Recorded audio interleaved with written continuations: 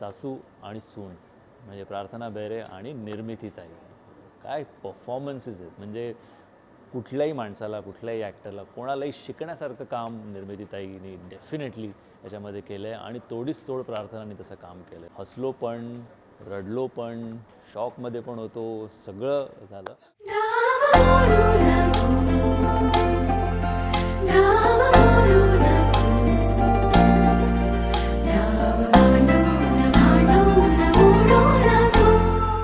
जी एक लाईन माझ्याबरोबर राहिली ती ही लाईन होती की प्रत्येक यशस्वी पुरुषामागे एक बाई असते, पण मग एका बाईच्या मागे एक बाई का नाही उभी राहू शकत. आय थिंक हा जो थॉट आहे, आज इतकी वर्ष आपण तो आधीच्या थॉटवर बोलतो की पुरुषामागे बाई असते, पण दुसरा जो थॉट आहे तो इतका खरं तर सिम्पल आहे आणि व्हॅलिड आहे. तो आपण कधीच त्याचा विचार का नाही केला हा खरं तर मला प्रश्न पडला होता. पण तो या सिनेमाच्या निमित्ताने आज सगळ्यांसमोर आल्यासाठी केदारचे आभार, लेखकांचे आभार. आणि तो खरंच व्हॅलिड थॉट आहे. म्हणजे आपण साधा आहे विचार केला तर आपल्याला पटतो की खरंच आहे, एका बाईच्या मागे एक बाई का नाही खंबीरपणे उभी राहू शकत. मग ती सासू सून असेल, आई मुलगी असेल, वॉट एव्हर.